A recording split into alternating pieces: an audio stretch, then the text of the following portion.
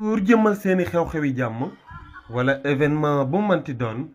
tànn leen Jàmm Seck TV mani ngeen abonné te bës ci cloche de notification bi ngir mën a jot.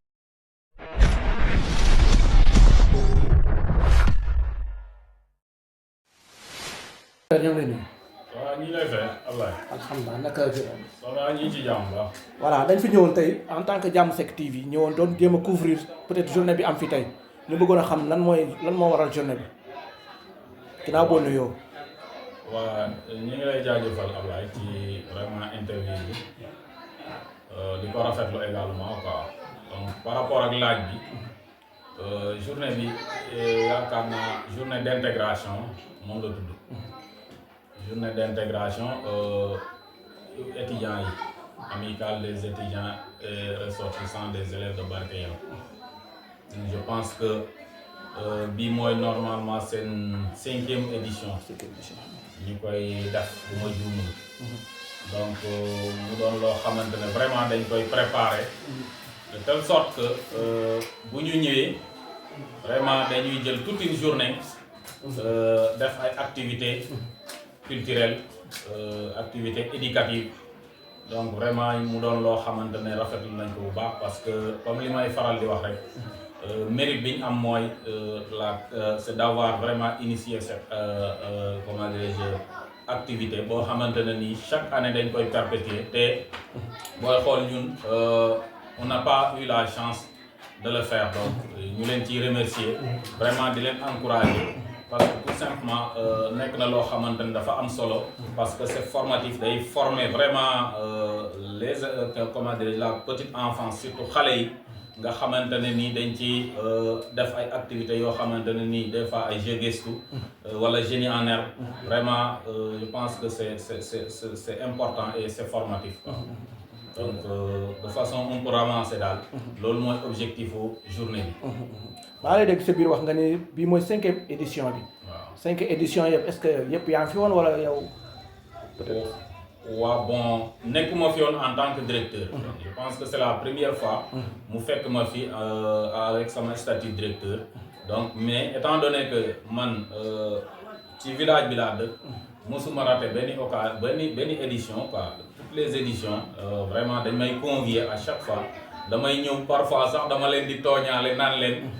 parce que toujours man maay modérateur bi parfois dama leen di tooñaale naan leen est-ce qu'il ne faudrait pas que yéen ngeen jéem a xool un modérateur vraiment boo xamante ne dina assurer la relève parce que il n'est pas dit que toujours man maa ngi fi quoi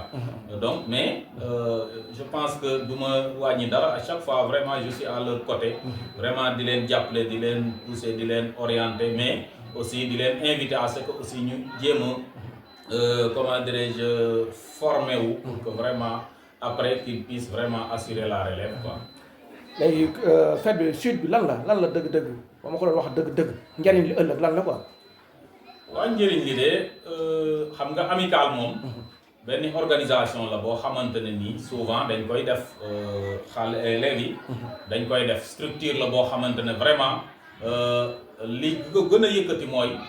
jàppale élèves yi. jàppale seen bopp d'abord. à travers une organisation boo xamante ne nii. en dehors de leur localité par exemple à l'université une fois à l'université que ñoom ñu mën a comment dirais-je vraiment de faire face ñu mën a jànkonteel ak problèmes yi nga xamante ne dañ koy jànkonteel ñu mën ko régler comme les problèmes tels que le logement les problèmes tels que même kii quoi comment dirais-je ay kii quoi prise en charge sur le plan de la restauration yooyu yëpp mbir la yoo xamante ne xëy na bu ñu organiser woo mën na yomb ci ñoom de ce fait aussi bu ñu ko mettre sur place déjà toujours les aînés ñi nga xamante ne ñoom ñoo jiitu toujours dañuy jàppale ñi nga xamante ne ñi ñëw nañ seen gannaaw da ngay gis ne ñooñu dañ leen di faciliter le logement vraiment ci problème yu bëri l'inscription et tout ça dañ leen di orienter donc am na solo pour man quoi vraiment. Pour résumer quelques mots en français. Bon peut-être dire que vous remercier dans un premier temps quoi pour l'interview qui nous a été accordée comme on l'a dit en wolof quoi donc je pense que c'est la 5e édition la journée là est la 5e édition et que vraiment nous avons eu la chance d'assister à toutes les éditions. Donc nous en remercions le Tout-Puissant. L'importance de la journée aussi, on a eu à le dire en Wolof. C'est quoi l'importance de la journée? C'est vraiment, elle est formative en quelque sorte parce que elle permet de dérouler certaines activités qui entrent dans le cadre de la formation des élèves et des étudiants. Parmi ces activités-là, nous avons souvent les génies en herbe organisés ici à travers vraiment des questionnaires pour éveiller l'esprit des enfants. Entre autres aussi, l'activité là aussi leur permet vraiment de se retrouver, en tout cas de se divertir, mais également au-delà de cela de planifier des activités parce qu'il s'agit d'une amicale et que l'amicale aussi a une vocation. La vocation de l'amicale c'est de permettre aux élèves, aux étudiants de pouvoir étudier dans de meilleures conditions à travers une organisation vraiment avec vraiment des cotisations qu'ils font, mais également avec des aides qu'ils reçoivent pour leur permettre de se prendre en charge une fois au niveau de leur université respective. Le rôle que l'association doit jouer dans le village en tant que structure, je pense que elle est dans cette là, vraiment, elle est dans cette logique-là. Il y est déjà parce que tout simplement, je vois qu'à chaque fois, c'est eux qui assurent vraiment le désherbage de l'école. Ils le font au moins 2 fois chaque année, en début d'hivernage et en fin d'hivernage. Vraiment, sur ce, je le remercie vraiment parce que on n'a pas de problème par rapport à ça. L'école est désherbée dès le début de l'année et vraiment, c'est des problèmes qu'on rencontre dans d'autres villages. On voit que dans d'autres villages, souvent, les écoles ne sont pas désherbées. Mais ici, heureusement, les membres de l'amicale sont très conscients de cette problématique, au point qu'à chaque fois, c'est eux-mêmes qui m'appellent pour m'informer de cette de cette activité de désherbage. Vraiment, là, je leur tire un chapeau. Maintenant, peut-être le reste, je les invite vraiment à aussi peut-être participer aussi à l'encadrement des enfants. Surtout sur ce côté-là, je voudrais vraiment les inviter à planifier des activités d'encadrement parce qu'il y a parmi eux des étudiants qui sont en mesure d'encadrer leurs frères, leurs petits frères à travers des cours de renforcement ou bien des cours de vacances pendant les grandes vacances. Mais sinon, vraiment, je les encourage parce que tout simplement, ils sont vraiment conscients de leur mission. Kaddu gu mujj gi lan lay doon en wolof. En wolof kaddu gu mujj gi day xanaa di ay remerciement rek remerciement comme ni ma ko njëkkee vraiment ci bi ngay commencé ne maa ngi lay remercier ci interview parce que c'est important donc yeneen remerciement yi dama koy def à l'endroit vraiment de la population parce que je pense que bi ma fi ñëwee daaw sama première année dama def ce qu'on appelle un plan d'action volontariste nga xamante ne ni vraiment dañu xool diagnostiquer dañu toog en équipe pédagogique avec le CGE ñu diagnostiquer les problèmes de l'école ñu xool problème école bi après bi ñu xoolee problème école bi ñu xool les problèmes les plus saillants c'est-à-dire problème yi nga xamante ne nii mënul ñàkk ci problème yooyu gisoon naa ne toilette yi moom dafa am ay kii nu mu tëddati chaise amul chaise c'est-à-dire que yi ñu fa def ay genre tuyau la ma gis ne xale yi bu ñu fa demee dañuy am problème parce que des fois sax mag day am problème pour def ay besoins à plus forte raison que bu nekkee xale bu fekkee kii bi cabinet bi dafa tuuti donc mu bokkoon ci problème yi ñu ki yoon ne ñu changer complètement accessoires yooyu mooy chaise vraiment ak aussi cours de renforcement cours de soutien li ñu naan cours de soutien ñu jël ay nu mu tëddati ay facilitateurs ci dëkk bi vraiment ñuy jàppale xale yi mu doon activité yoo xam bi ñu ko planifié vraiment le même jour récolté nañ fi lu mot 25000 te nit ñi continuer nañ après vraiment apporter seen kii quoi comment dire seen contribution de telle sorte que toilette yooyu daaw benn bi moom kii bi quoi defar nañ ko mu des beneen bi cours de renforcement yi aussi yàlla defoon na aussi ñu fay facilitateur bi année bi yëpp mu jàngal xale yi ba année bi jeex ñu koy remercier aussi muy Babacar nga xamante ne vraiment liñ ko doon fay dañ ko doon dédommagé désintéressé rek waaye nekkul kii quoi rémunération bu correct ren aussi bi ñu ñëwaatee vraiment dama defaat la même chose beneen plan d'action volontariste mais automatiquement nit ñi dañuy réagir séance tenante joxe donc am na yoo xamante ne ñuy def collecte bi ma leen di remercier ci loolu parce que loolu mooy wane ne ñoom vraiment population bi aussi am na kii quoi elle est consciente de l'importance de l'éducation elle est consciente aussi de ce qu'on appelle kii quoi l'école milieu parce que xam nañ ne ou bien l'école de la communauté quoi parce que xam nañ ne école bi seen école la ñoom ñoo ci mën a dugal seen loxo pour ñu kii vraiment population bi dama leen di sant di leen gërëm di leen ñaaxaat encore ñu gën cee jàpp parce que école nekk na fi mu toll nii ci situation yoo xamante ne amul benn ressource population bi rek ñoo koy doxal te buñ ci dugalul seen loxo dina sooxee quoi vraiment ci kii kàddu yooyu daal laay terminer quoi merci. ngannaayu jullit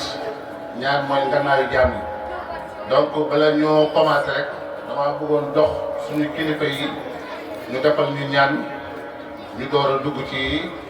programme bi Baye Ndoye bismillah. waaw kenn ku ne rek jàng Fatiha def salaatul Fatiha ak beneen salaatu bu waay mun teg ci falaxi ak naasi julli ci yonent sallallahu alayhi wa sallam ñaan programme bi def yàlla def ci réussite yàlla def ci jàmm ak salaam ku ko mënul nga wax am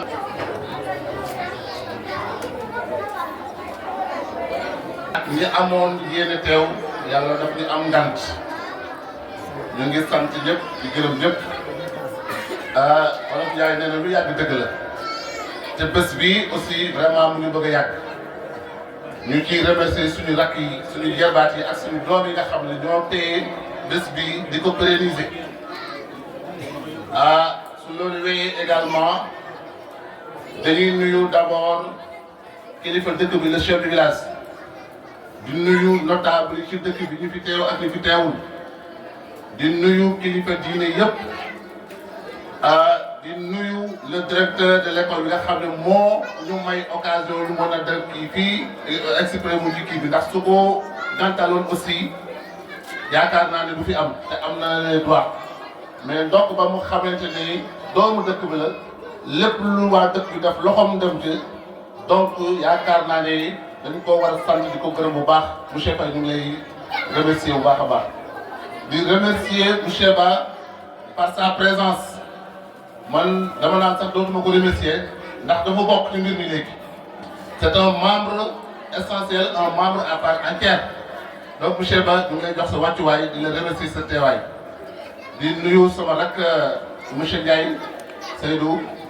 di ko remercier également ci teewaay bi di nuyu di jël tant ak ngërëm également la présidente en tant que meneur mais en tant que également leadership parce que bañ ko joxee ndomb tànk ba léegi wax ne yàlla amul ci lenn loo xamante ni yaakaar naa rëccu nañ ko ci donc soxna Ami sama rakk sama xarit ñu ngi lay nuyu di leen ziar bu baax a baax a baax di nuyu soxna yi nga xamante ne ñoo ne ci wàllu wele di toppatoo li nga xamante ne saari yi ak njóobeen yi moom lañ gën a kii moo leen gën a jiital presque ñu ngi leen di jox seen wàccuwaay di nuyu également cette belle assistance nga xamante ni vraiment ñoo leen toog fii nii pour màggal bés bi ak ñun. donc su loolu wéyee également dañuy dugg ci chronogramme bi rek programme tey bi nii la tëddee d'abord dañuy def conférence bi ki koy def mooy le directeur de l'école monsieur Faye. thème bi lan la violence en milieu scolaire maanaam fitna bi nga xamante ni ñu ngi koy gis ci école yi léegi ci daara ji te école nekkoon foo xamante ne xëy na bërëbu wutukaayu xam-xam la bërëbu jubbanti doomu aadama bërëbu tàggat doomu aadama ñu gis ci loo xam ne dafay ñëw ci soow bi bokku ci woon lan moo koy indi lan moo koy waral lan mooy saafara si donc loolu yaakaar naa ni le conférencier dina ci ñëw bu baax a baax monsieur Faye suñ paree ci loolu comme niñ koy waxee rek bés bi dafa ala daw bi et pour bégal assistance bi également dinañ dugal beneen troupe danse suñu jógee ci loolu également dañ ñëw ci discours bi commencé ko par le discours du chef de village wala ki ko fi teewal suñu jógee ci discours du chef de village bi nañ jox kàddu gi le CGE comité de gestion de l'établissement suñ ci jógee dinañ jox kàddu gi la présidente de l'ARB suñ jógee ci loolu aussi yaakaar naa ne balaa boobu noonu le parrain dina fi teew aussi moom tam ñu jox ko kàddu bi suñ jógee ci loolu aussi comme ni ñu ko waxee toujours rek joyeux l'utile à l'agréable ñu andi benn troupe théâtre mu bëggal leen ci loolu aussi ñu xamal ma ne am nañ ay diplômes yoo xamante dañ ko indi tey ay diplômes de reconnaissance ay diplômes de mérite ñu am ñu ko war a jagleel nañ def donc remise de diplôme suñ jógee ci loolu également on va clôturer en beauté par des théâtres et des troupes de danse donc yaakaar naa en grosso modo voilà le chronogramme de l'événement d'aujourd'hui donc sans tarder dañuy jox kàddu gi rek le conférencier. ñi ngi nuyu ñëpp ñi fi teew di jiital ci nuyoo bi chef de village wala son représentant di ci teg aussi notable yi fi toog nii ñu mën cee tudd Mbaye Pouy ak Baye Ndoye di nuyu également monsieur Ndiaye moom doomu dëkk bi la di nuyu monsieur Ba nga xamante ne ni dafa jóge dëkk ba dëkk vraiment ñëw bokk ak ñun tey journée bi di nuyu aussi monsieur Ndiaye Seydou moom itam comme ni ma ko waxee ci Souley moom également doomu dëkk bi la di nuyu la présidente donc di nuyu aussi ñëpp ñi fi teew invité yi waaye également di nuyu waa dëkk bi yëpp góor jigéen mag ak ndaw du ñu fàtte également monsieur Ndaw Jàmm Seck TV yaakaar naa noonu la kii bi tudd donc vraiment ñi ngi dalal ñëpp ñi fi teew am naa balaa maa dugg ci conférence bi rek damay profité def li tubaab naan une pierre deux coups damay waxaale sama discours en même temps en tant que directeur de l'école bu ma paree may soog a jàll ci conférence bi donc gannaaw nuyoo yi kaddu yi en tant que directeur de l'école xëy na kaddu dalal lay doon rek di dalal ñëpp ñi fi teew rawatina gan yi vraiment di rafetlu teewaay bi di ñaan yàlla également ngeen am séjour bu extraordinaire mais également ngeen def retour un bon retour dans vos familles respectives dina sant également waa ngeen dégloo tuuti waay déglu leen dina sant également waa amical bi parce que comme ni ma ko faral di wax rek mooy seen mérite mooy d'avoir créé d'avoir mis en place cette structure c'est-à-dire que le fait que ñoom ñu xalaat vraiment taxawal amical parce que peut-être ñun jaar nañ fi mais yàlla dogaloon ñu mën a taxawal loolu kon bu ngeen ko taxawalee vraiment on ne cessera de vous remercier quoi parce que c'est important la mise en place de cette association donc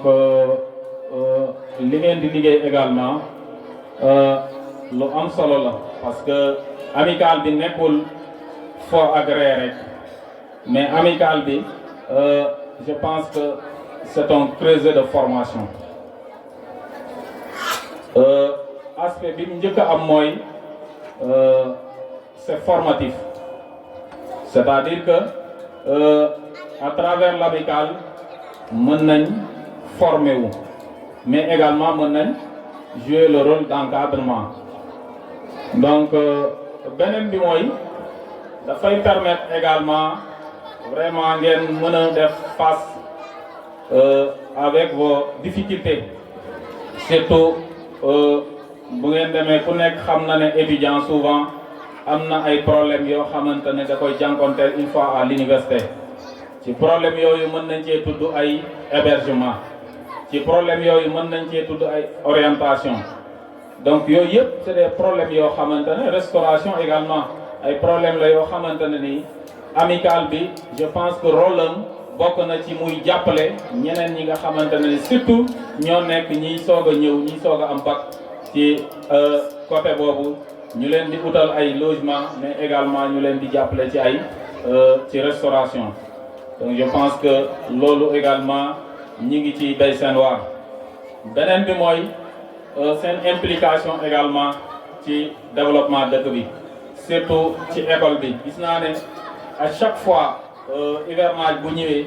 vraiment damay toog ba ñu woo ma di ma informer seen initiative boo xamante ne ni c'est pour désherber l'école donc ngay gis ne yeneen dëkk yëpp parfois dañu am problème de désherbage au sein des écoles dañuy dem ba école ubbite duñ mën a démarrer effectivement les enseignements apprentissages parce que tout simplement écoles yi kenn bayu leen ñu gis ne ñoom foofu desuñ fi gannaaw à chaque fois dañuy prévoir au moins 2 fois parfois même 3 fois dans l'hivernage pour vraiment désherber l'école sur ce soyez-en très remerciés chers frères bu weesoo loolu également bëggoon naa aussi remercier très profondément la population de Barkéyène population Barkéyène maa ngi leen di sant di leen gërëm li tax ma koy def mooy sant bi ma Ablaye interviewé wax naa ko ci interview bi je pense que dama ñëw fii daaw ñu am lu ñu initié bi te école yu bëri boo ko fa defee léegi day am ay problème ay rëq-rëq ñu naan ko plan d'action volontariste mu nekk plan boo xamante ne nii ñi ngi ko imité un peu ñi ngi ko copier ci japonais yi mooy ñoom bu ñu amoon problème dañuy xool problème bi cerner ko dajale nit ñi ñëpp ne leen problème bii lañ am après ñu ne nit ñi nag nañu xool naka la ñuy saafaray problème boobu ci kaw ay engagement donc engagement yi aussi c'est solennel da ngay jël engagement devant tout le monde nga ne lii dinaa ko ci def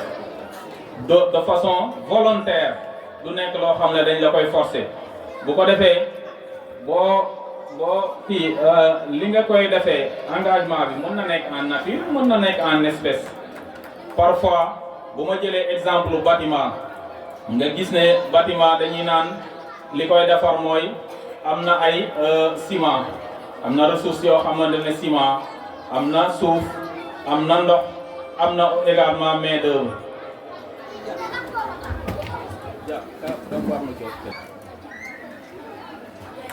je pense que li ma doon wax ci kii boobu plan d'action volontariste boobu mooy salle de classe bi ma joxe exemple ma ne salle de classe boo koy tabax dañuy naan da nga soxla ciment di nga soxla ndox di nga soxla suuf di nga soxla ay zinc et cetera donc di nga soxla aussi main d'œuvre maçon bi koy defar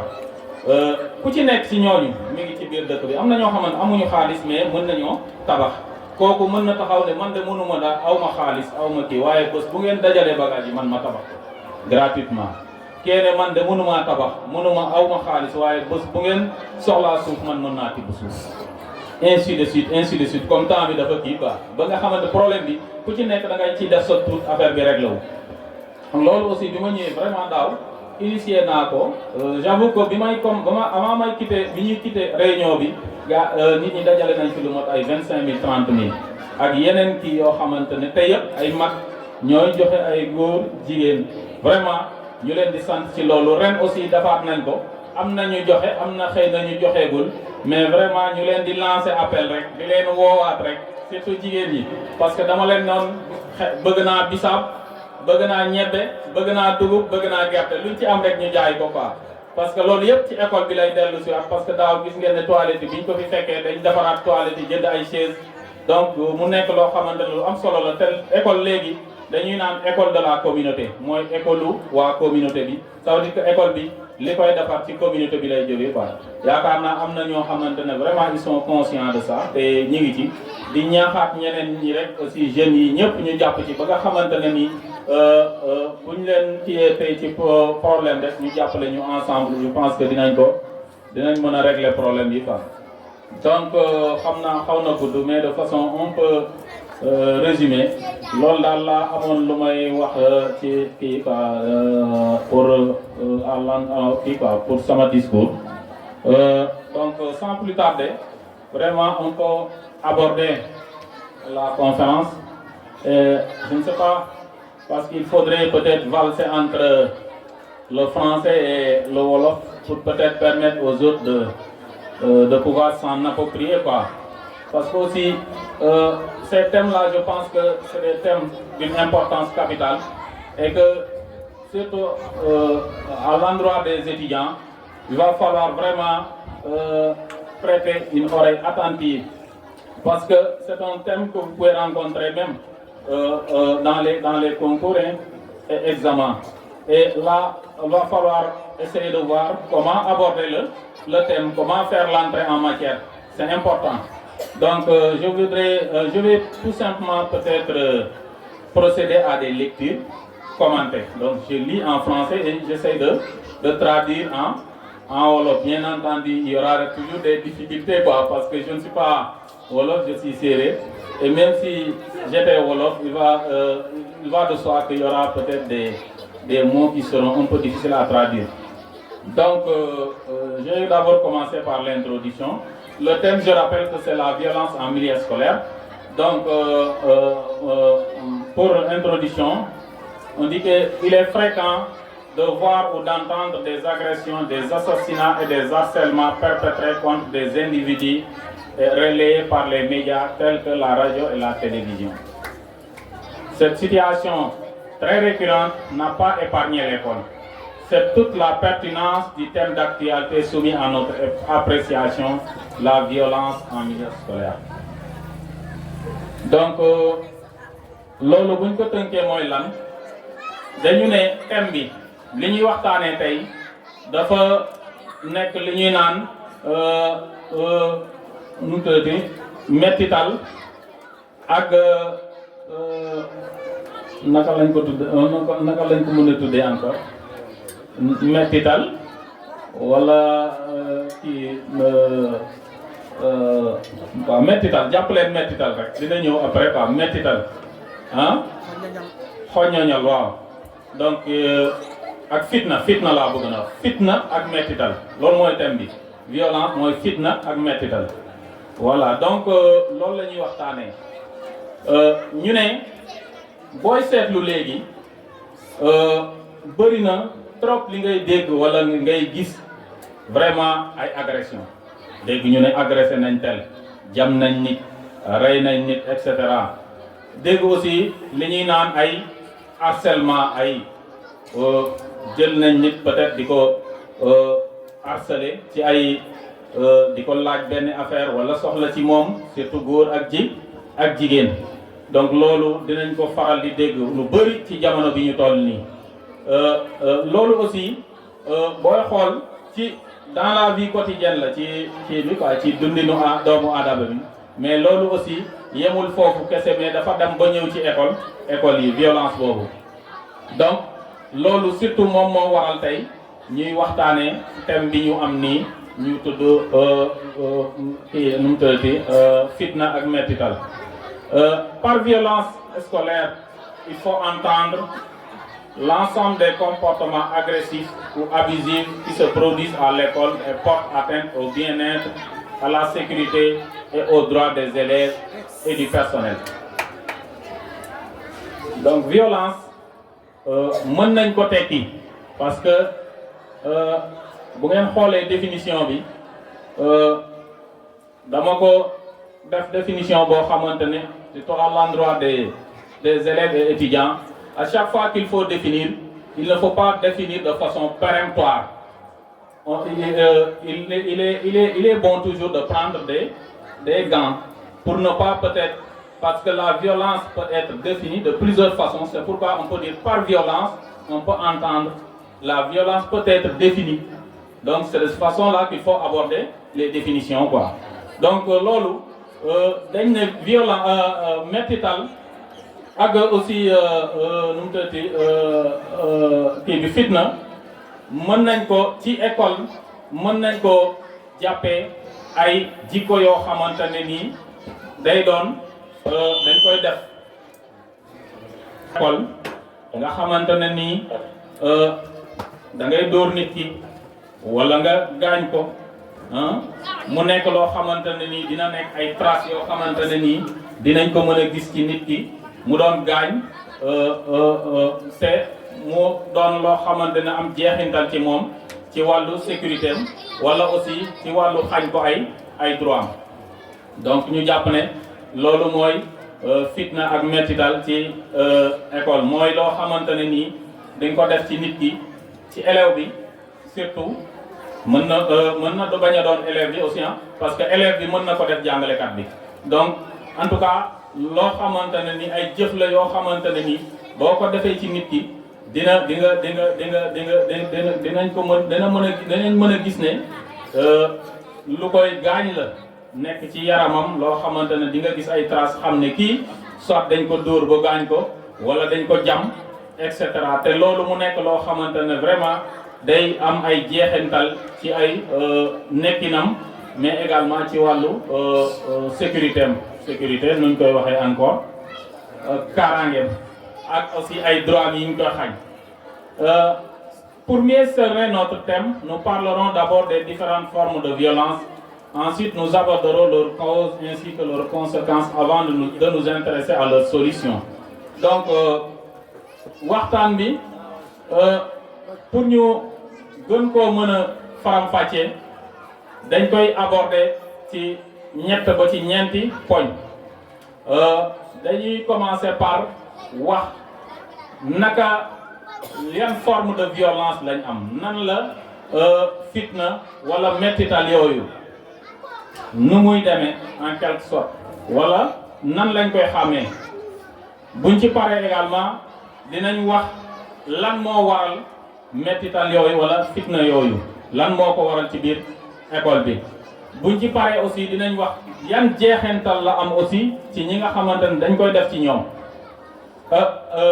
ci ñeenteel bi ñuy mujjee mooy ñu jéem cee indi ay saafara donc noonu la plan bi di demee. Alors la violence se manifeste sous différentes facettes. Ainsi, parmi les formes de violence, nous pouvons citer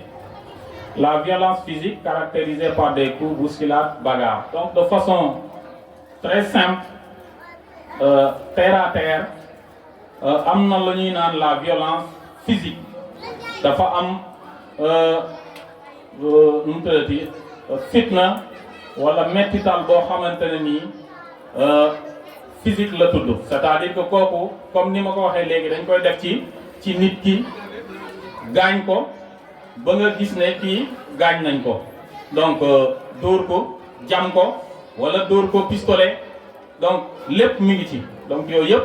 loolu la ñuy wax violence physique loolu aussi mën na doon ay kii da ngay gis ne ci école bi dafay am ay xeex dafay am également ay buuxante yoo xamante ne yëpp mën na mujjee ci ay mort donc c'est-à-dire que mën na mujjee ci nit ku ñàkk bakkanam am na également beneen violence bi ñu tudd la violence psychologique kooku mooy fitna wala mettintal boo xamante ne nii ci xelu nit ki lay agir donc kooku aussi liñ koy xamee mooy ay saaga ay menaces ne nit ki yow dinaa la rey yow boo ma moytuwul des moqueries mooy di ñaawal nit ki di di ko di ko mbëlee yooyu yëpp aussi ay kii la yoo xamante ne am na jeexintal ci élève bi surtout wala ci ku mën a doon da ciy am jeexintal donc loolu la ñuy wax violence verbale mooy ay wax yoo xamante ne vraiment da nga koy wax ci nit ki mu am vraiment ay jeexintal ci moom mën na doon ay saaga mën na doon ay menaces mën na doon aussi ay kii mu tëddi ay ñaawal yoo xamante ne ñaawle yoo xamante ne nga koy def ci nit ki beneen violence bi mooy la violence psychologique léegi dama xaw a jaawale ma ne violence bi mais boobu violence verbale la violence psychologique moom mooy violence bi nga xamante ne nii fii day jàpp ci kii bi xel la psychologie ci kii bi quoi ci xel mi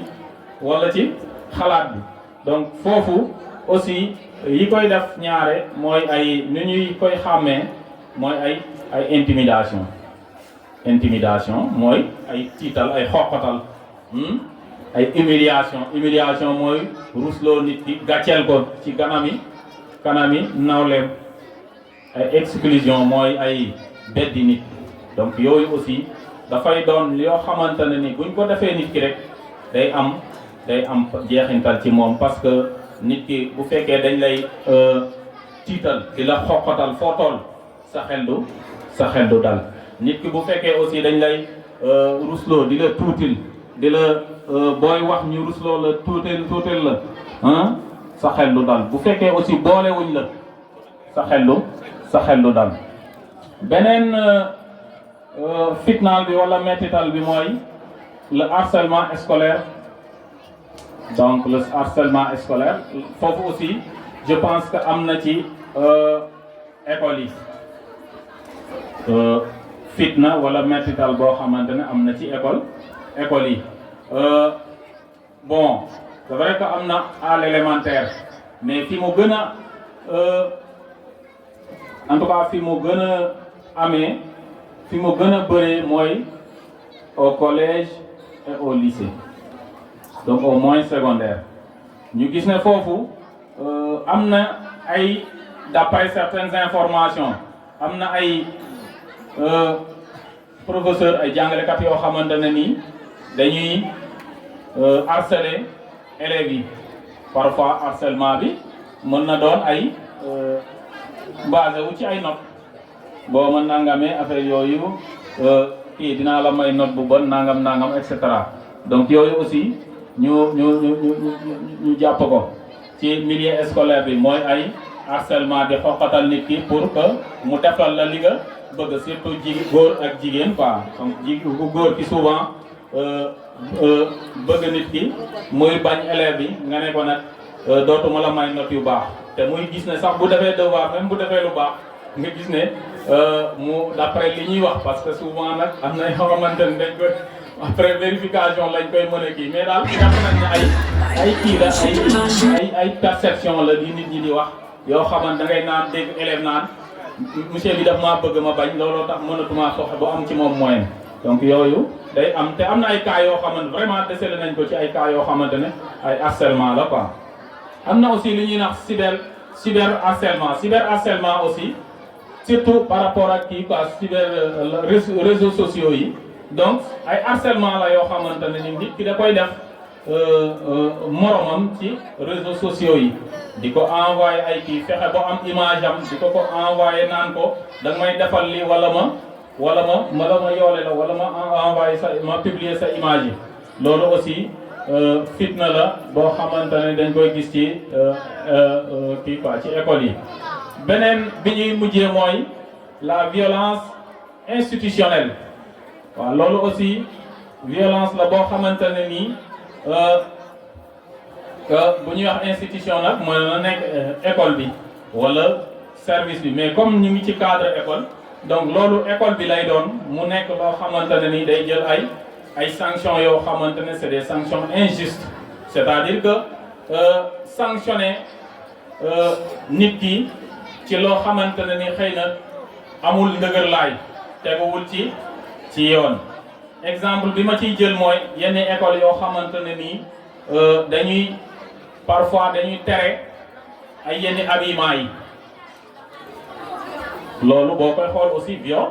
violence la parce que tey ñoom buñ la teree habillement yenn yi maanaam solin yenn yi buñ la ko teree rek ñi ngi lay orienté ci beneen solin te fekk na xëy na solin boobu du sa solin donc yooyu aussi am na ci yoo xamante ne ni dañ koy def jusqu'à ñuy exclure élèves yi je pense que am na y a de cela 2 ans à Dakar ci benn école privée boo xamante ne ni dafa am problème parce que élèves yi fa doon jàngee dañ doon muuru ñu ne leen dootu leen muuru ba dàq leen donc loolu aussi mën nañ ko jàppee forme de violence. beneen bi mooy discrimination dafay am violence yoo xamante violence institutionnelle aussi mën na nekk discrimination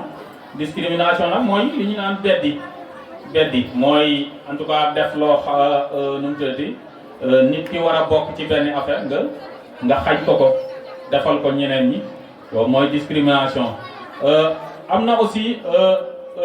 ni muy matérialiser ni ñu koy xamee aussi mooy un climat scolaire dégradé donc climat scolaire boo xamante ne aussi vraiment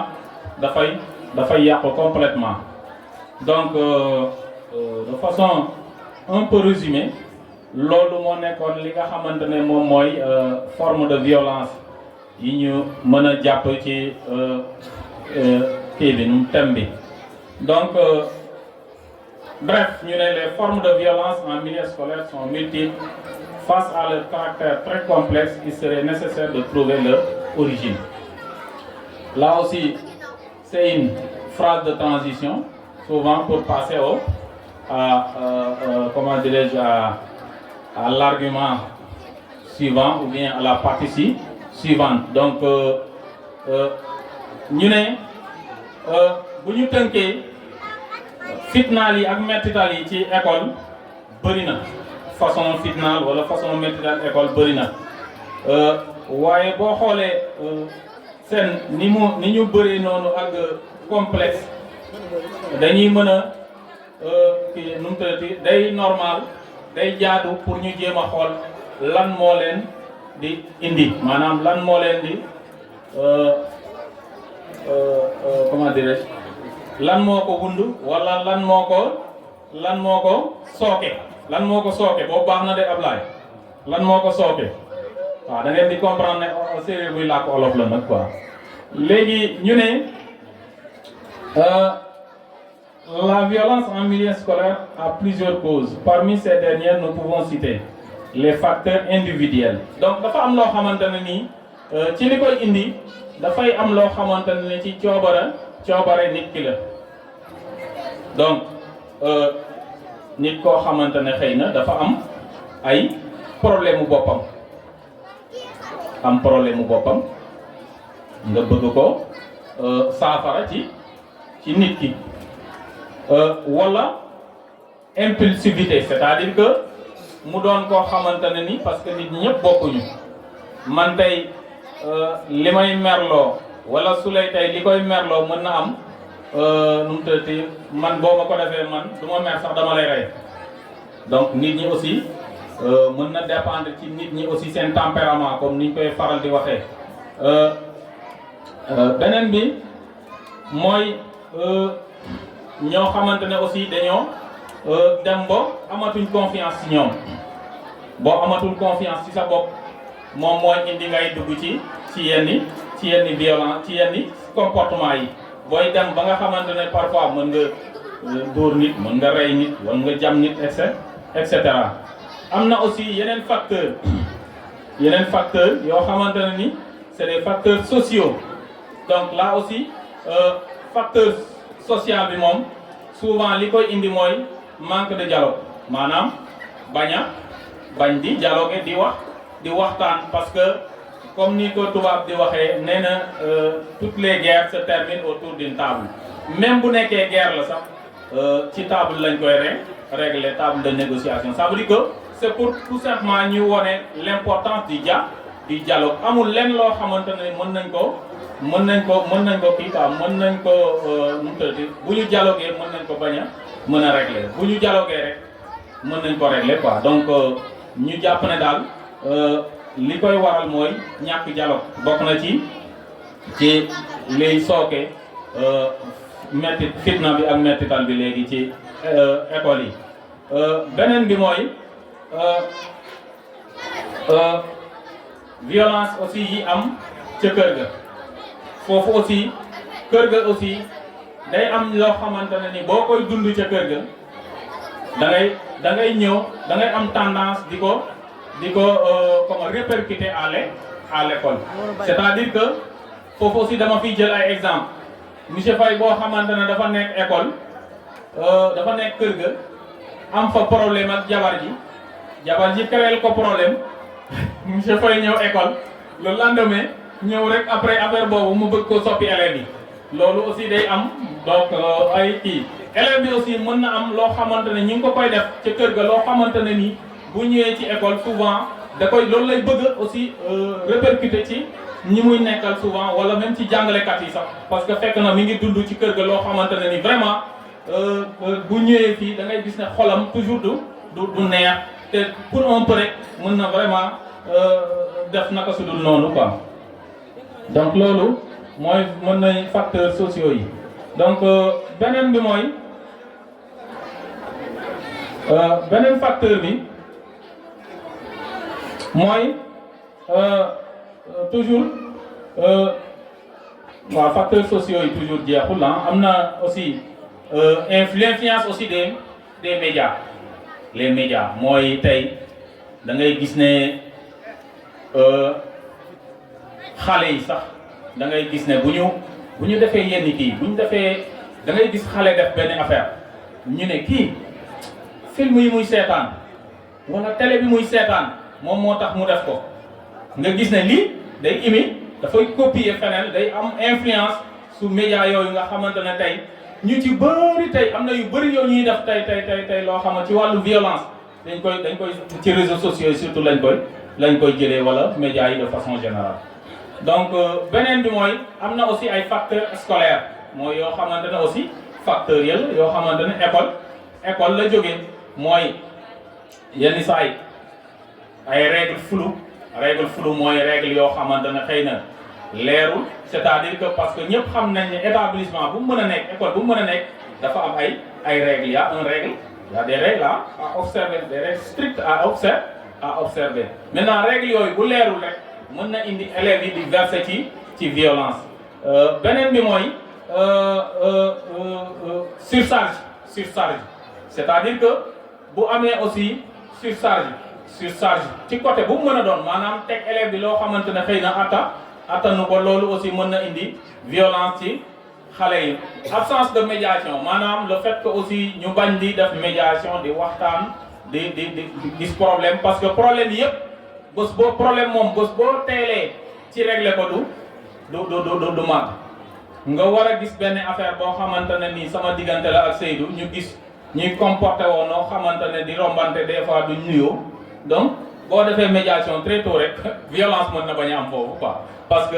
mën nañ jubóo mais boo bàyyee mën nañ dem ba egg ci xeex le manque d'écoute c'est-à-dire que aussi gis nañ ne aussi ñàkk déglu bi ñàkk déggal bi en quelque sorte aussi nekk na loo xamante ne ni luy indi violence yi quoi parce que nit ki aussi bu fekkee dégluwu la amul kii quoi amul sens de l'écoute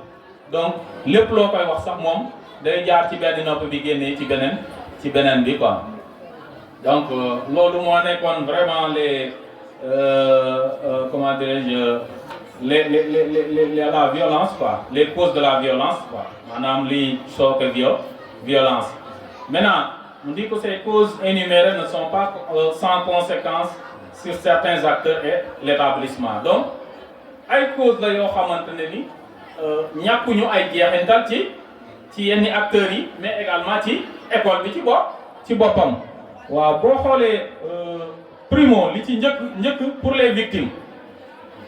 maanaam ñi nga xamante ne ñoom ci ñoom la ñuy exercer violence boobu ñi nga xamante ne ci ñoom la ñuy def fitna boobu wala mettital boobu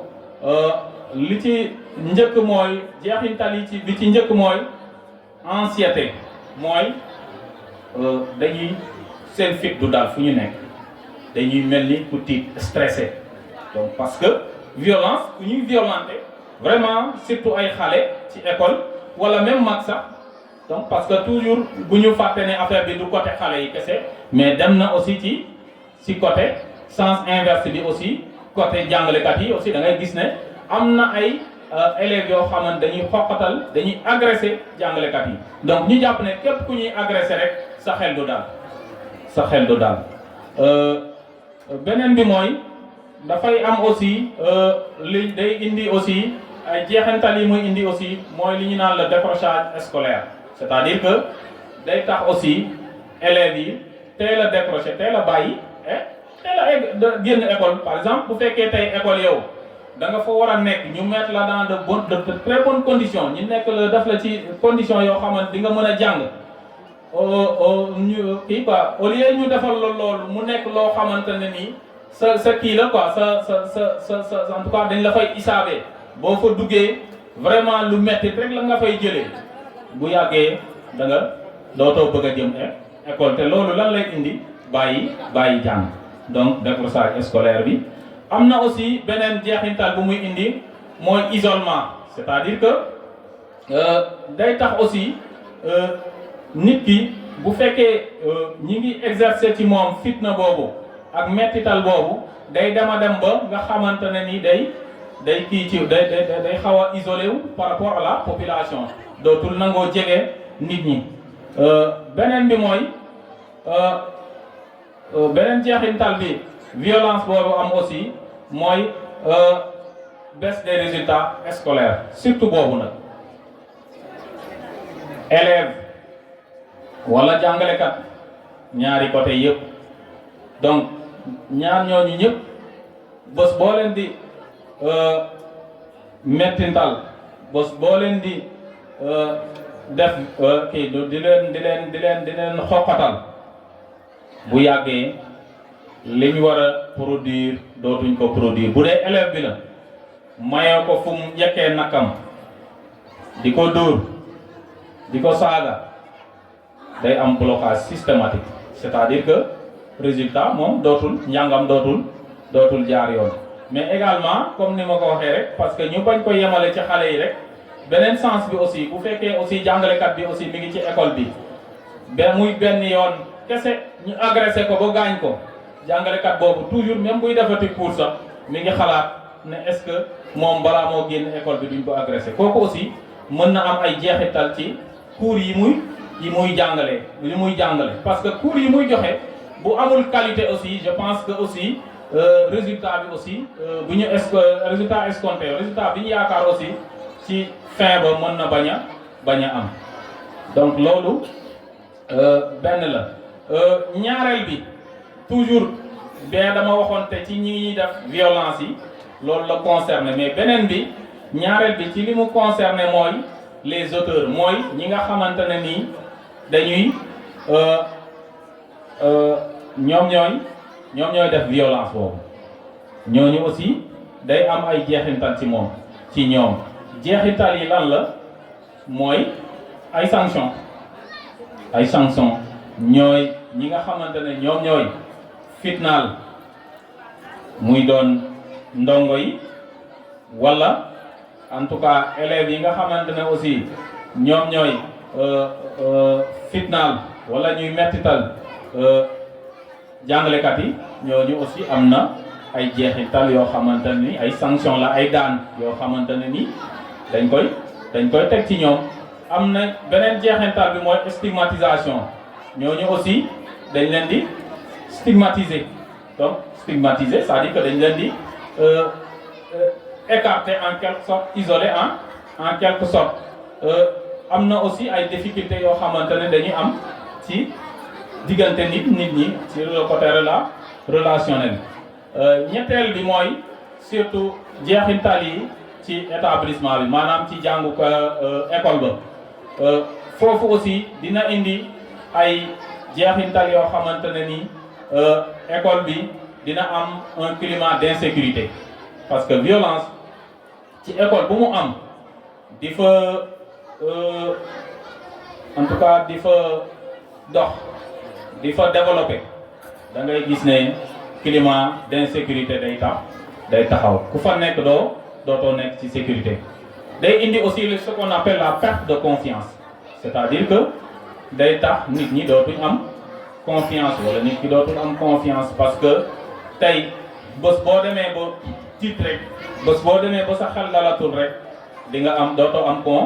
confiance. day indi aussi ay tension yoo xamante ne ni lay am ci diggante ak acteurs yi. donc de façon un peu ramassée loolu moo nekk vraiment les conséquences de la violence. Maintenant, on dit qu'à côté de ces conséquences désastreuses de la violence en milieu scolaire, il existe des mesures pour lutter contre la violence à l'école. Vous allez peut-être m'excuser de la répétition, quoi. Ça a été improvisé, quoi. Donc, s'agissant de la prévention, donc c'est des mesures de prévention, quoi. Vraiment, dañuy def ay li ñu naan prévention parce que olof nee na xoddee ko bala ngaa lakkale. violence boo ko bëggee maîtriser boo ko bëggee dominer doo bàyyi ba mu exercer ko ngay soog a sukut ay solution mais dafay da ngay def lu ñuy naan ay prévention mooy ay kan moo may jàppale foofu ay kaaraange du noonu def ay da ngay xoddeeku daal da ngay def naan en tout cas da ngay anticiper ci problème bi pour fexe ba loolu du am da nga ci da ngay fagaru très bien am na ay jëf yoo xamante ne boo ko defee mën nga ci fagaru ba nga xamante ne nii violence bi mën na bañ a law ci biir école bi. naka lañ koy defee li ci njëkk mooy li ñuy naan éducation yar c'est fondamental, c'est-à-dire que il faut que ñu inculquer les enfants inculquer des valeurs à l'école. dafa am valeur yoo xamante ne ni dañ ko war a inculquer dañ ko war a jàngal xale yi dès le bas âge. bi ci njëkk mën nañ jàpp le respect des adultes, donc ñu jàpp ne xale yi war nañ mën a jox cër mag ñi. donc bu loolu buñ ko saxalee ci xelu xale yi buñ leen ko xamalee ci njalbeen ba rek yaakaar naa élève mën na dem ba bañ a xalaatati jël en tout cas lu ñaaw di ko teg ci deru jàngalekat wala mu koy dóor wala nangam. yaa aussi am na aussi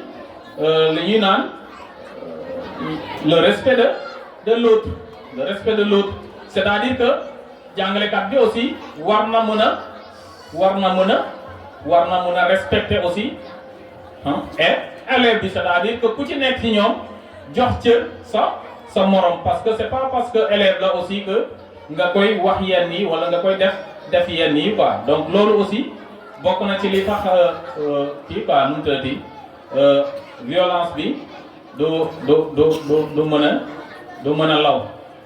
beneen bi aussi mooy li ñu naan la gestion des conflits, c'est-à-dire que ni ñuy gérer ay problèmes yooyu conflits yooyu di am école. donc ay yenn problèmes yoo xamante ne day am école ñu fexe ba mën koo gérer ci ay fexe ko détecter, parce que bu fekkee tey détecté woo ko bu yàggee fa muy mujjee mooy day doon ay kii quoi nu mu tëdd ay problèmes yoo xamante ne ni après doo ko mën a régler. donc loolu dañ koy naka lañ koy defee dañuy def le repérage,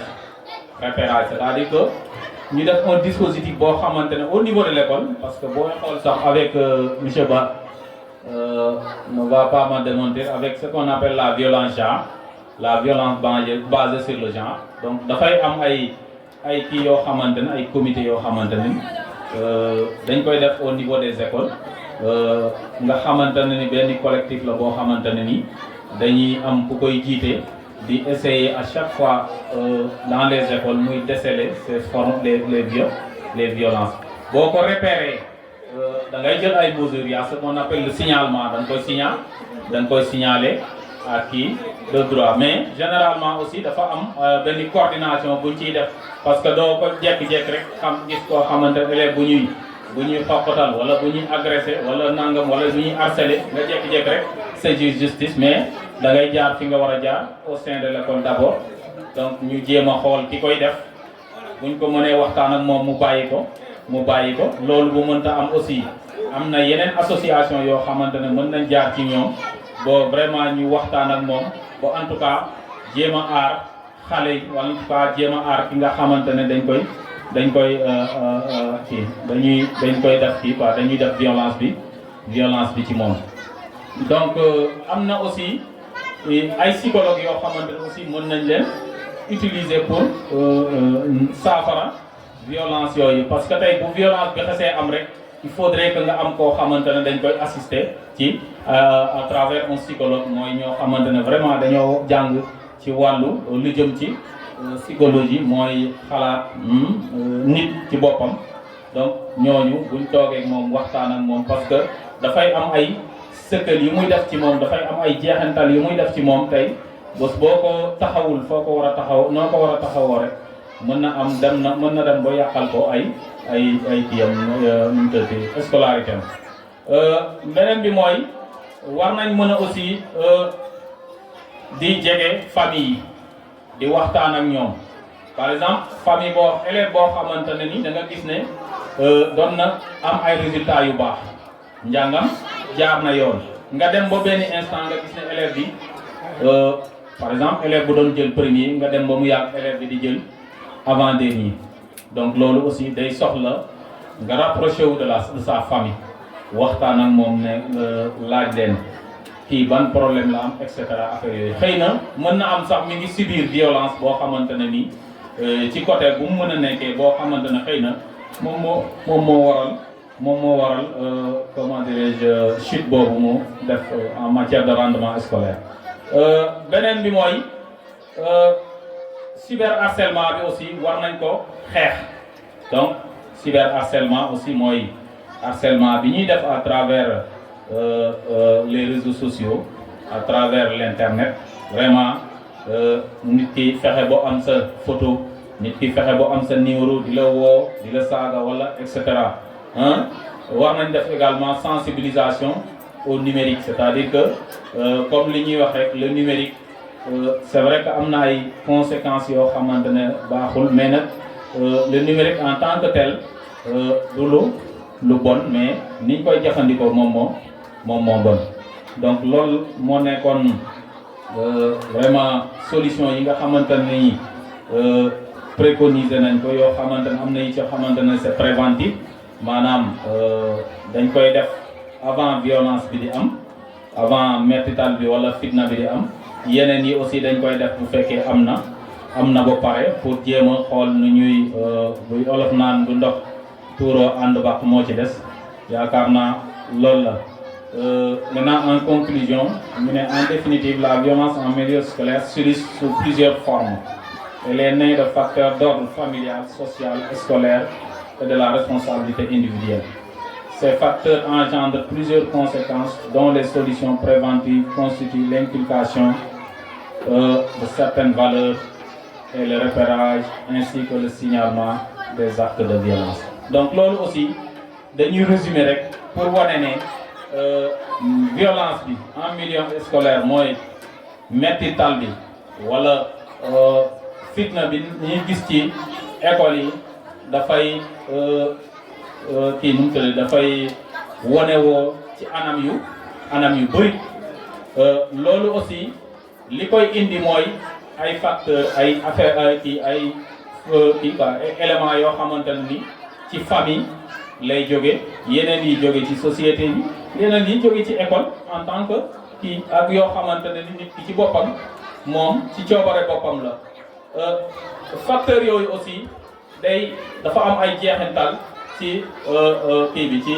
élèves yi jeexintal yi aussi jaar nañ fi mais mu am yoo xamante ne ni jeexintal yooyu aussi mu doon loo xamante ne war nañ cee pour ay solution yoo xamante ne ni day nekk ay solution yu ñu def par anticipation donc fexe ba nga xamante ne nii violence bi du am mais également même bu amee aussi ñu fexe na nga xamante ne nii dinañ assister ki mu dal ci kawam pour que mu bañ ko indil ay yenn jeexintal yi quoi. Donc vraiment de façon un peu ramassée loolu la amoon lu may def par rapport à la présentation di fàttali ne aussi nekkuma woon le conférencier quoi. Donc Ibou Ngom mooy rakku monsieur le maire Diaga Ngom moom lay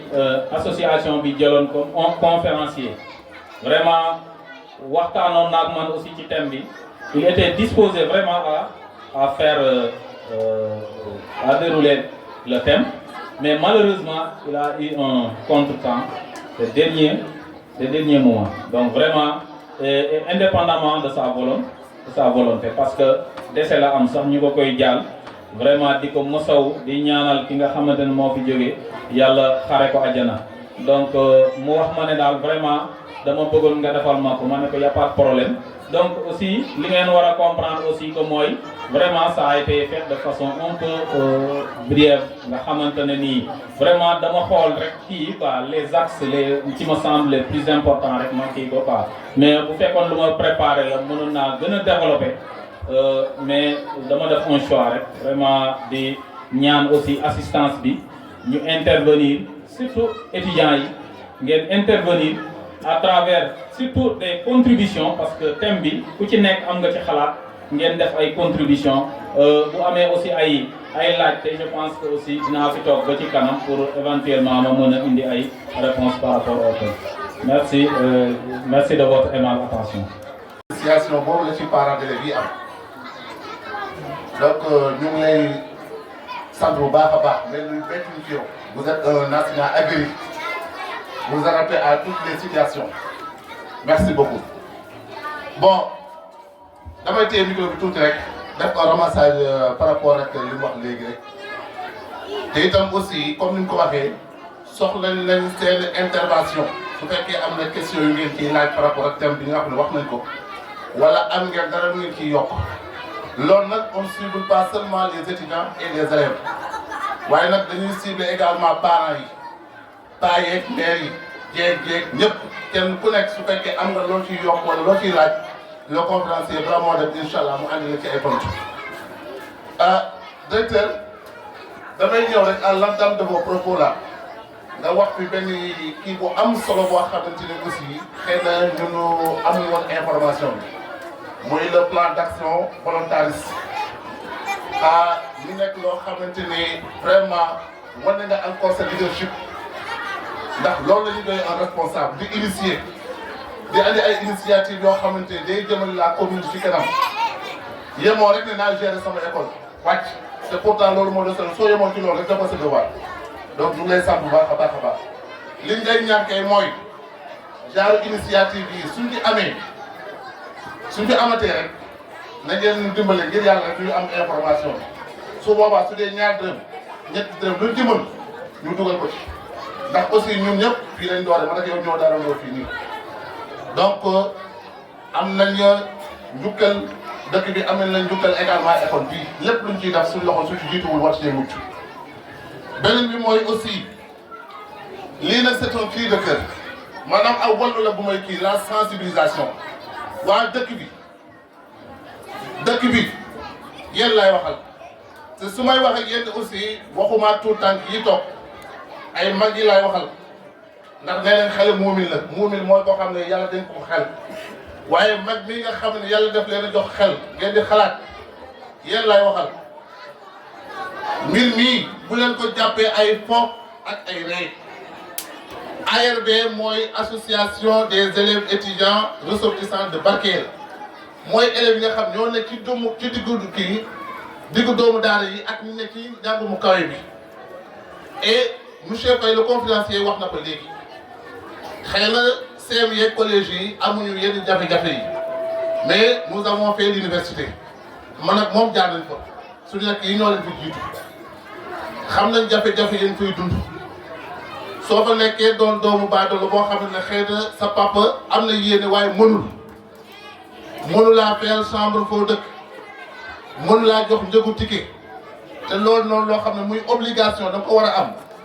waaye nga la waaj ñii suñu organiser seen entité bii nga xamante dañ koo organiser pour ci jàppalante di wuti ku leen jàppale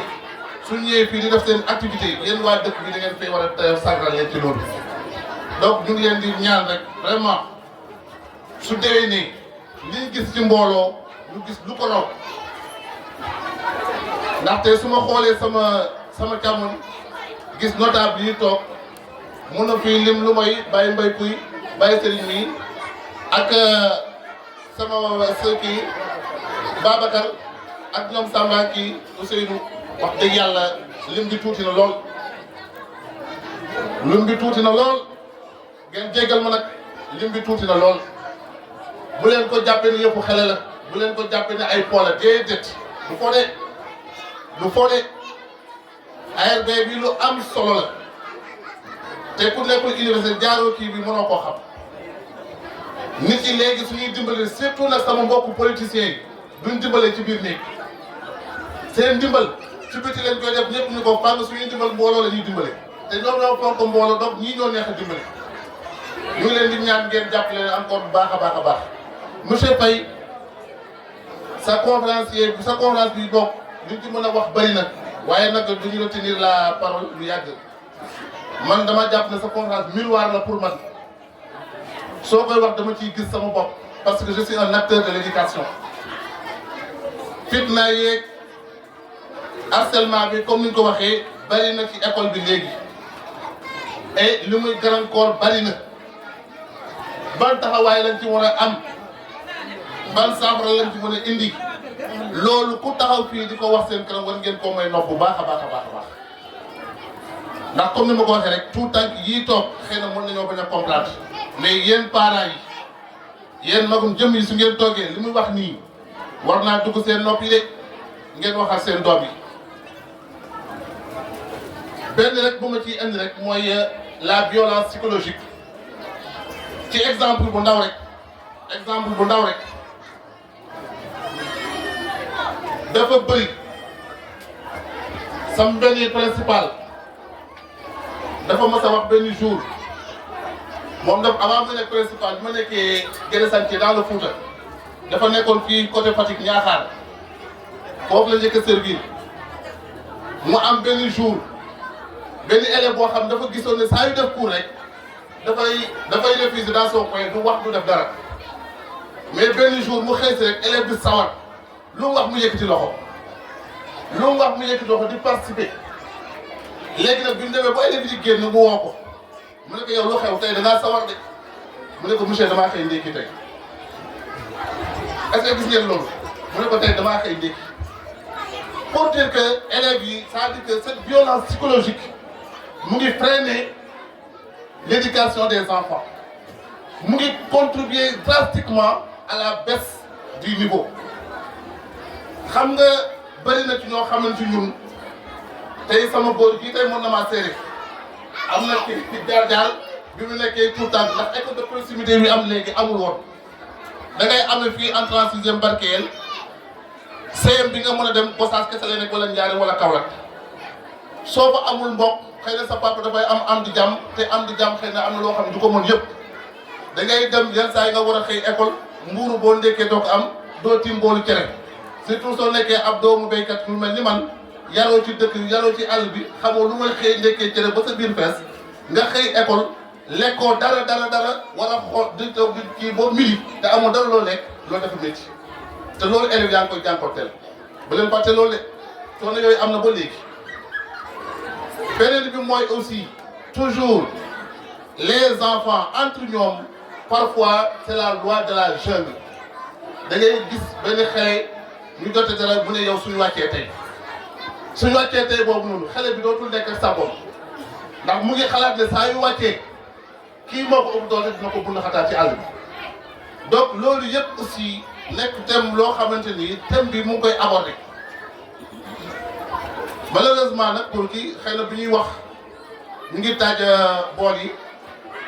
xam naa waa kër Jaraaf waa kër Ngom ak waa kër Baye Diomaye ñoo fa jiitu xam na li tax may wax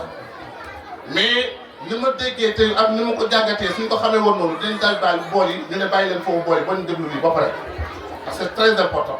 donc monsieur Faye ñu ngi lay remercier bu baax a baax a baax a baax ñu ngi lay sant on ne trouve pas les mots on ne trouve pas les mots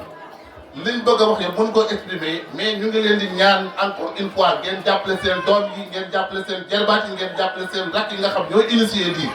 suñ fi nekkee suñ fi amatee na nekk benn calendrier benn date boo xamante ne ci agenda barkeel dañ ko ciy marqué ci agenda barkeel ci année bi dañ ko ciy marqué ndax kenn du wax ne liggéey moo ma tënk kenn du wax ne fi mu nekk jamono ñu tollu tool moo ma tënk donc nañ ko def suñu bés ñun ñëpp góor ak jigéen mag ak ndaw buñ ko jël à la légère parce que c'est très important donc ci loolu rek suñ continuer léegi su fekkee am na ay intervenants ñoo xamante ne bala ñoo.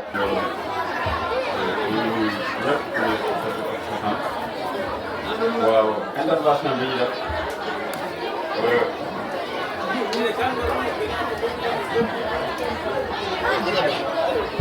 waaw thème bi dafa nekk thème boo xam ne dafa am solo lool te li ñu ci wax am na solo lool xëy na am na ñu bëri ñoo xam ne bàyyiwuñ ko xel waaye ko teewloo xam ne exposé bi mu def fii macha allah bu nekk nag di borom xel aussi déglu ko am naa yaakaar ne am na loo ci war a mën a sànni te ñun daa am nañ ci dund moo la tax ñi ci intervenir parce que violence boobu lu ñuy wax xëy na boo logé sa kër sax mën nga koo ñàkk dund mais bu la yàlla dimbalee ba nga génne sa kër dem au collège foofu mën nga ko foo jànkonte man mii di wax ni dem koo jànkonte looloo tax ma am cawarte ñëw di def intervention yàlla def ma nattu bi ma demee fële Gosaas ma am sama dama amoon sens premier logement du neex deuxième logement day neex loolu ma yàlla nattoo mais dama koy affronter mais bi ma demee Gosaas sama premier logement année bi yàlla nattoo ma ma xëy rek comme ça rek bu ndaw heure bi jàmp na lool presque 8 heures jot na ma xëy ma sol sama yére gaaw dem jàngi bi may jàngi meer bi joxuma ndékki ma ne waaw man ni ma nuyut meer bi la wala loolu laa demee ma répété la même chose meer bi joxuma ndékki ma ne ah c'est bon nga finalement noonu laa continuer année scolaire ba def maa pénalisé parce que dama reprendre classe seconde sama carrière rek mooy année bi ma ci sooy reprendre loolu may am master mooy classe bi ma ci mu sooy reprendre waaw nga xam ne kon fii nga nekk ci say parents mën nga koo bañ a jànkoonte mais boo génnee aussi dañ ko war a di suivre aussi loolu lay wax parents yi du fii kese xale bi bu demee loger feneen war nga ko aussi di ko stop di ko saytu waaw mais dem na la loger na rek naa ko yóbbul dund kese loolu dafa doy del xool aussi ci situation yi nga xam ne ci la xale bi nekk parce que ñu bëri ci élèves yi bëri ñoo xam ne foofu seen njàng di yàqu aussi parce que boo nekkee sa kër doo xam yenn yi mais boo génnee aussi am na loo xam boo ko jànkontee boo amul sens dëgg mënoo résister boo amul sens da ngay bàyyi jàng te ñun gis nañ ci ñu bëri waaw ñu bëri ñoo xam ne biñ demee collège surtout gi biñ demee quatrième bi ci CM1 bi ñu bëri dañ ko reprendre parce que lan situation yi ñu doon dund bu dee xale jigéen yi dañ doon teg loo xam ne vraiment kenn mënu la ko expliquer kon nag nañu ci surtout parents yi nañ ciy bàyyi xel yóbbu naa ko rek am na logement déedéet ça ne suffit pas da leen di ñaan aussi ngeen di leen suivre pour ñu mën a bañ a guddal rek waaw loolu lañ bëggoon a def comme intervention di jaajëfal ñëpp macha allah dëkk bi yëpp kontaan nañ bu baax a baax. asalaamaaleykum wa rahmatullah ñu ngi nuyu mbooloo bi yëpp di tàmbali nuyoo bi ci chef du village teg si suñu papa yi toog ci bâche bi su paree nag ñu nuyu suñu collègue di suñu doyen conférence yi parce que am na conférence yoo xam ne bu ñu ko defee ba pare bëgg laa wax loo bëgg nañ li ngeen problème séeréer yi wax nañ wolof léegi ñu bëgg a wax lu pël bi wolof dana nar a metti conférence bi daa nekk lépp conférence bi wax na ko ak leneen li ci desoon Souley daanaka bu ma waxee ba pare ñun amul lenn lu ñu mën a wax waaye suñu wax ñu ngi koy tàmbalee ci d'abord comme que Souley defal na étudiants yi cri de cœur man léegi élèves yi laay defal cri de cœur di leen wax ne seen association bi mi ngi bëgg a yàgg parce que bi ngeen koy créer même tour bi ngeen di utiliser bokk naa ci ñi ko soppi ñoo ko liggéeyandoo ñoo ko defandoo lépp ba pare statut yeeg lépp boobu maa ngi di wax ne considération boobu kontaan naa ci parce que boobu fekkoon naa fi ñeneen ñu ma fi gënoon a yàgg ñi ma gënoon min dëkk bi ngeen wóolu ma di ma laaj démb bi ma wax ami maa ngi Foundiougne 7h30 laa jógee Foundiougne ne danaa ñëw Barkayel nag du ma fi gan am naa fi yaay am fi papa am fi rak jabar daal laa fi amagul waaw moom laay xaar nag non amoon naa fi benn ñetteel waaye am na paa bu koy xeex boobu ba léegi ba mu duggagul école ba léegi dem na collège waaw léegi li may ñaaxee association bi mooy bu leen nekk association boo xam ne dañuy jàpp ne association feet ngeen parce que waa dëkk bi ñuy laaj seen noos bi ñëwagul bañ leen mu nekk noos na nekk des journées de partage su passé organiser wu leen de telle sorte que dana am des formations pour les étudiants des formations pour les élèves du collège moyen secondaire am une formation pour les élèves du primaire loolu nag ngeen koy defee organiser wu de telle sorte que muy vacances de Noël vacances de Pâques grandes vacances ngeen di leen renforcer waale seen bopp parce que booy renforcer da nga fàttaliku loo xam ne nii kat concours dana ñëw mu fekk si la parce que mënoo nekk étudiant nekk master 2 di def grammaire le COD wala def de mathématique di def limite donc loolu rek laa loo amoon loo xam ne nii dinaa ko wax association bi comme que su lee defoon na leen cri de cœur ci côté parents yi di wax ne ci côté violence bi sabu régler le problème yëpp ay message rek la ñuy indi am nañ benn élève boo xam ne nii ci biir école bi yëpp moo ci gën a gudd kooku bu ñu sàgganee am njàngam du yegg parce que heure bu xëyee école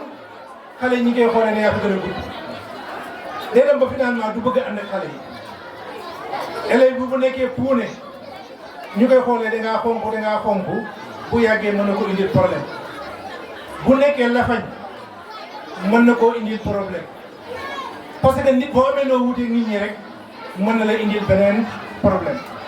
man am naa ko Barkayel am élève boo xam ne nii kenn mu man nekk naa fi at ba jeex déggu mu wax ba mu ko naxtaanee ba xam ndekki li tax mu dee bëggul wax dafa dotom parce que boo waxee xalaat ne dañ ko rey mu mujj di ko puus di ko waxal la ba mujj muy waxtaan dama ko doon fekk muy wuree ak xale yi dana wuree ba jóg doo dégg mu ŋaan tey sëy na ba ami doom donc li am mooy kuñ fitnaal di ko méttital xolam du neex te bu xolam neexul ngay jàngalekat ngay jàngkat lañ séentu ci yow du mat lañuy séentu ci yow mënut a mat am na si ñoo xam ne nii dem nañ doon indil leen ak ndox parce que nit ki am na méttal bu ngeen teg boo xam ne nii xol ma ngi métti mi ngi jooy xol mën na dem ba dox loo da ngay ñëw si kër gis nit koo xam ne naa la kii di wax ak kenn nit ay garabam bëgg na wax ak nit ñi de mais am na loo xam ne nii tax na muy moytu wax ak nit ñi parce que man su ma wóoree ne su ma waxee yow nga ne ma sa tilimaay wala sa ñaawaay wala sa gàttaay te dana ma rusloo bu yàggee damay préféré noppi ndax su ma noppee du ma ko dégg su ma dëree ma nar a waxee yow xam ne su ma waxee yow di dër nga yàkkam di dem bàyyi ma fa wala ñaawal ma préféré noppi te loolu mën na ma jural nof mën na ma jural leneen ak leneen mën na ma jural sax soxoor ba ma dem rey nit wala gaañ nit nga dëkk ak nit mu nekk xale nekk élève heure boo xëyee wax yaayam lu ko naqari ci kanamam wala jànni yaayam wala xas yaayam mu dem loolu di ko metti bu demee ki ngay jàngal am na lu muy def lu néew day jël kanamu papa gi lay indi ci moom kooku mën naa waxtaan ak moom ci lay wut di dóor ko wala mu jàmm ko ki ko jàngal dafa ko dara di bàyyam moo nekk ci kër ga loo nga xam ne nii sippi na ko ki koy jàngal donc violence bi kër ga la école bi la ci xale bi la ci jàngalekat bi la donc loolu mooy indi yenn yi jàngalekat bu nekkee si école muy sox wala muy def leneen wala waa dëkk ba xeeb ko comme monsieur Ba ñoo la nekk pël musul jàngalee Barkayel au lieu que ñu naan monsieur Ba ñu naan pël bi élèves yi dem ba yàgg mu di ko jàppee pël bi fulaane woo finalement mën na dem ba mënu koo dindi si élèves yi xas na sax mënu koo dindi wala ñu wutal la benn tur boo xam ne turu bon la dina ko wooyee ba mu ñëw école xas nañ ko wooyee mënu ko koo dindi jàngalekat ba fa mi ngi école ba du fa mën a joxee lu mat parce que xol mooy jàngale xol mooy jàng te xel mi dem na donc résultat du fa mën a juddoo donc comme que kilifa yi wax na safut xam-xam baa ngi fi tey baa ngi fi dégg na wolof dégg na tubaab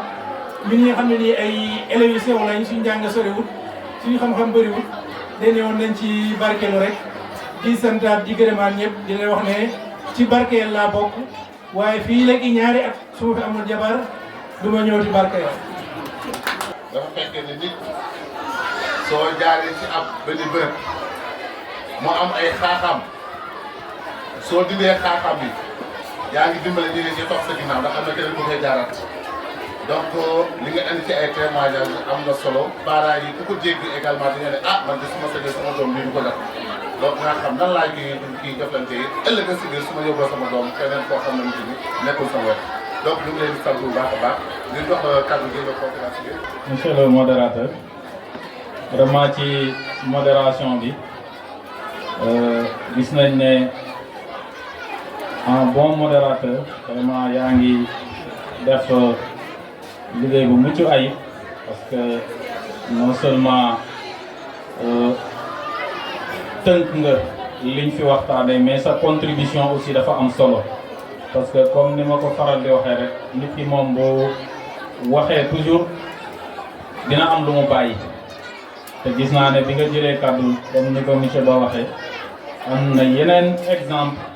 yoo joxe yoo xamante ne nii vraiment nit ñi ñi ngi koy dund xam ko ci wàllu mettital monsieur Ba également vraiment ñi ngi lay sant di la gërëm parce que jàngalekat aussi ñaare bëriwul ñoo xamante ne nii dinañ jóge ci dëkk continuer waat fa di fa ñëwaat di fa amaat ay relation ak nit ñi ci bëri buñ jógee ci dëkk rek dañuy jaar noonu en tout cas dagg relation bi te gis nañ ne loolu dalu la sa diggante ak Barkayel te comme ni nga ko waxee association bi da nga bokk ci ñi ko fondé sax quoi en quelque sorte parce que c'était pas évident au début donc les élèves et étudiants avaient besoin d'orientation vraiment vous étiez à leur côté pour les orienter pour les conseiller ne serait-ce que loolu rek vraiment mënuñu la cee mënuñu la cee fay vraiment nga continuer waat également di seq ak ñoom relation boo xamante ne nii c'est une relation fraternelle boo xamante ne ni da nga mel ni da nga bokk ak ñoom ndey ak baay loolu vraiment ñi ngi koy rafetlu sa cri de cœur aussi dégg nañ ko nee nga daal moo waxuma cri de cœur la xaw ma à la limite c'est une menace bu waxee ne boo dootu fi ñëw